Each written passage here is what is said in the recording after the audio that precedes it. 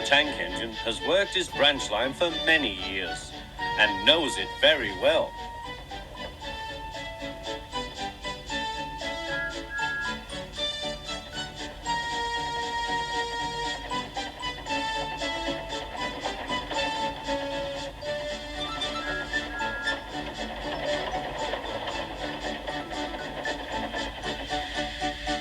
You know just where to stop, Thomas, laughed his driver.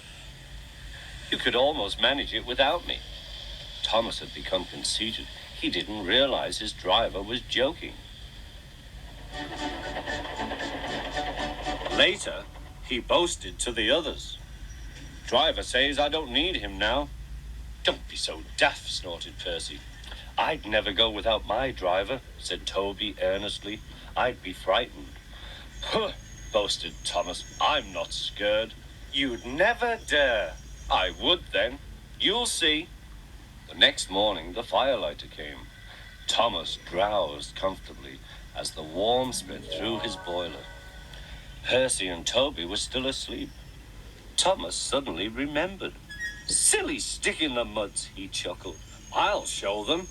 Driver said I could manage without him. I'll just go out. Then I'll stop and wheesh. That'll make them jump. Thomas thought he was being clever. Really, he was only moving because a careless cleaner had meddled with his controls. He soon found his mistake. He tried to whee, but he couldn't. He tried to stop, but he couldn't. He just kept rolling along. He didn't dare look at what was coming next. There was the station master's house. The station master was about to have breakfast. Horrors! Cried Thomas and shut his eyes. The house rocked. Broken glass tinkled. Plaster was everywhere. Thomas had collected a bush on his travels. He peered into the room through its leaves. He couldn't speak. The station master was furious. His wife picked up her plate. You miserable engine, she scolded. Just look what you've done to our breakfast. Now I shall have to cook some more. She banged the door. More plaster fell. This time, it fell on Thomas. Thomas felt depressed. Workmen propped up the house with strong poles and laid rails through the garden. Meanwhile, Donald and Douglas arrived.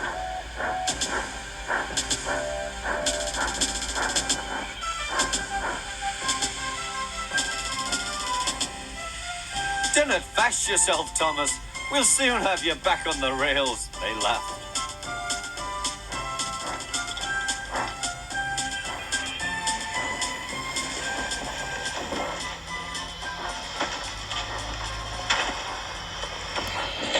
Donald and Douglas, puffing hard, managed to haul Thomas back to safety. Bits of fencing, the bush, and a broken window frame festooned his front, which was badly twisted. The twins laughed and left him. Thomas was in disgrace. There was worse to come. You are a very naughty engine. I know, sir. I'm sorry, sir. Thomas's voice was muffled behind his bush. You must go to the works and have your front mended. It will be a long job. Yes, sir. Meanwhile, a diesel rail car will do your work. The diesel, sir? Thomas spluttered.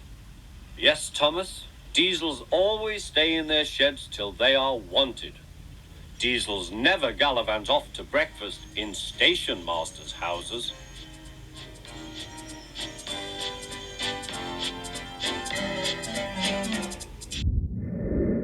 Percy and Toby were worried.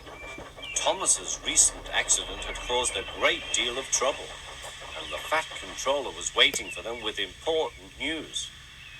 Here, he said, is Daisy, the diesel rail car, who has come to help while Thomas is, indisposed.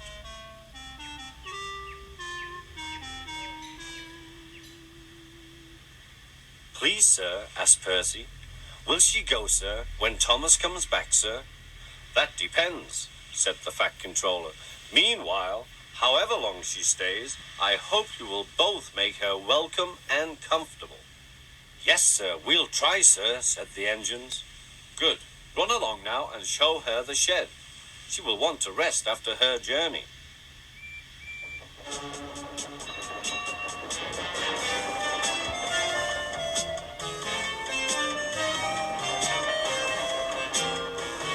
Daisy was hard to please. She shuddered at the engine shed. This is dreadfully smelly. I'm highly sprung, and anything smelly is bad for my swerves.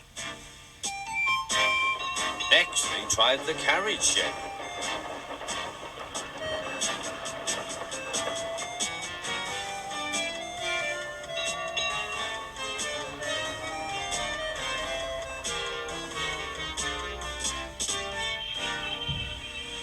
This is better, said Daisy, but whatever is that rubbish? The rubbish turned out to be Annie, Clarabelle, and Henrietta, who were most offended. We won't stay here to be insulted, they fumed. Percy and Toby had to take them away and spend half the night soothing their hurt feelings.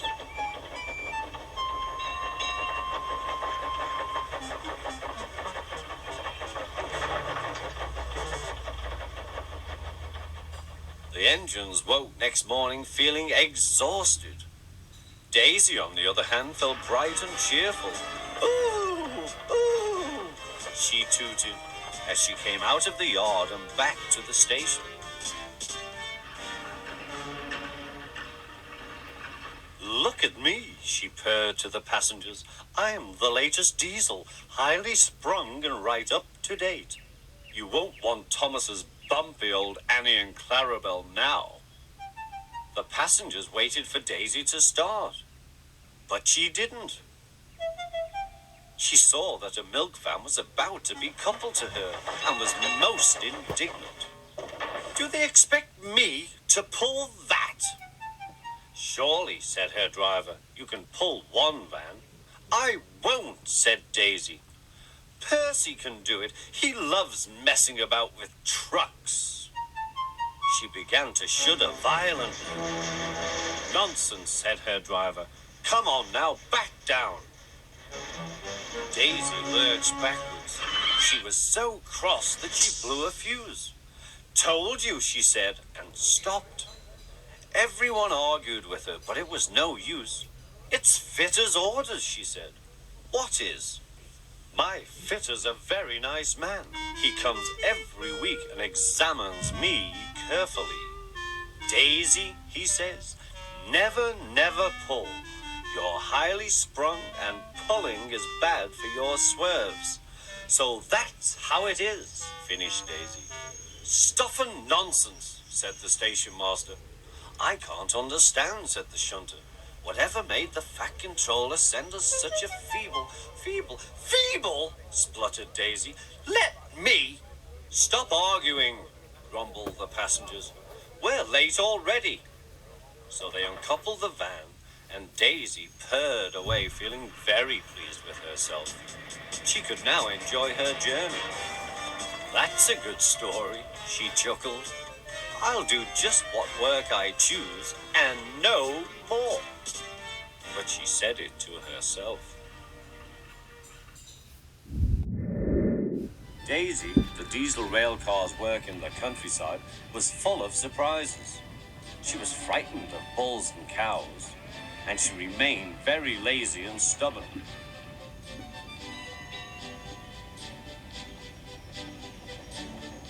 One day, Toby brought Henrietta to the station, where Percy was grumpily shunting. Hello, Percy. I see Daisy's left the milk again. I'll have to make a special journey with it, I suppose. Anyone would think I'd nothing to do, grumbled Percy. Tell you what, replied Toby. I'll take the milk. You fetch my trucks. The drivers and the station master agreed.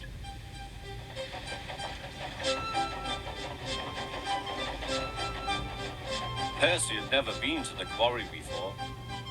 He began ordering the trucks about. Hurry along, he said. The trucks grumbled to each other. This is Toby's place. Percy's got no right to poke his funnel up here and push us around. They whispered and passed the word. Pay Percy out! Pay Percy out! Come along, puffed Percy. No nonsense. We'll give him nonsense, giggled the trucks.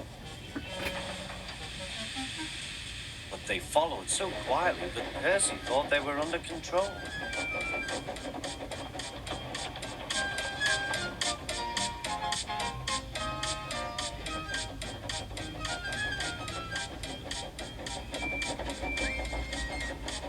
Suddenly, they saw a notice ahead.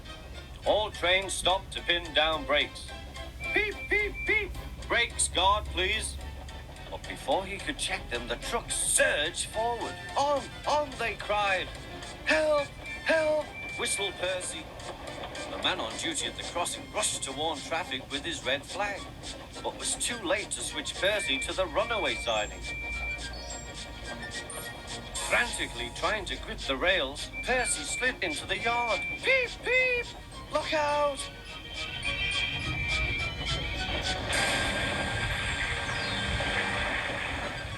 The brake van was in smithereens. Percy's driver and fireman had jumped clear, but Percy was stranded. Next day, the Fat Controller arrived. Toby and Daisy had helped to clear the wreckage, but Percy remained on his perch of trucks. We must now try, said the Fat Controller, to run the branch line with Toby and a diesel. You have put us in an awkward predicament. I am sorry, sir, replied Percy. You can stay there till we are ready. Perhaps it will teach you to be careful with trucks. Percy sighed. The trucks groaned beneath his wheels. He quite understood about awkward predicaments. The Fat Controller spoke severely to Daisy, too. My engines work hard. I send lazy engines away. Daisy was ashamed. However, Toby says you worked hard after Percy's accident, so you shall have another chance. Thank you, sir, said Daisy. I will work hard, sir. Toby says he'll help me. Excellent. What Toby doesn't know about branch line problems isn't worth knowing. Our Toby's an experienced engine. Next day, Thomas came back. And Percy was sent to be mended.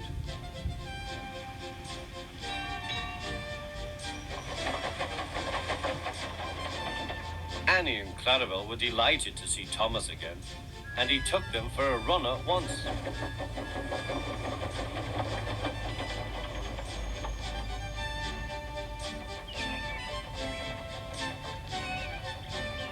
All are now friends, and Toby has taught Daisy a great deal.